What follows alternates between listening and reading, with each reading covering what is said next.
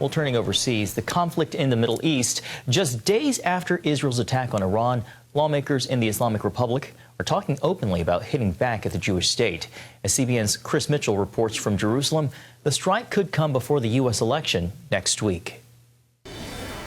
Members of Iran's parliament are promising an attack on Israel would be painful. They should expect a response that will make them regret everything. They will not dare act like this again. Hezbollah's new leader, who's hiding in Iran, is also making threats. In his first speech, Naim Qassem threatened Israeli Prime Minister Netanyahu.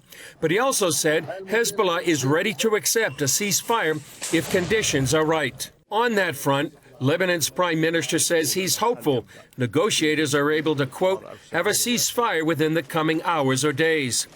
A leaked proposal brokered by the U.S.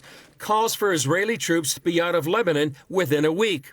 Hezbollah would reportedly honor UN Resolution 1701, a peace deal it's ignored for decades. However, Israeli Prime Minister Netanyahu reportedly believes it will be better to physically remove Hezbollah from the border than depend on a written agreement on paper. In Riyadh, Saudi Arabia hosted 90 nations and international groups for the first ever international meeting to work out a so-called two-state solution. A majority of Israelis believe a two-state solution would pose an existential threat to Israel. The head of UNRWA was at the Saudi gathering. The two-state solution is the internationally agreed framework. Israel just banned UNRWA because of its links to Hamas, and hundreds of its employees are suspected to be tied to the terror group.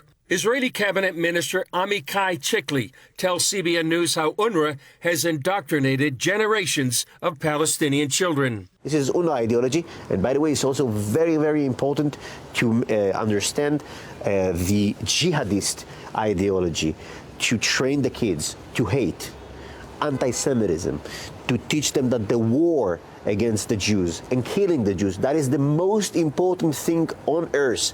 And this is also a part of what we saw on October 7th. Chikli believes the legislation passed by the Knesset this week puts UNRWA in its place after October 7th. We say we do not recognize the legitimacy of this organization anymore. An organization that was leading terror attacks, that was part of the massacre of October 7, there will be zero collaboration and recognition for UNRWA. Chris Mitchell, CBN News, Jerusalem. What makes Israel so special? How has Israel overcome history's greatest challenges to not just survive but thrive? CBN Films answers all of these questions in the new movie, The Genius of Israel. This movie explores Israel's journey through adversity, unity, and innovation. If you want to check out more, go to the link in the description to stream the film today.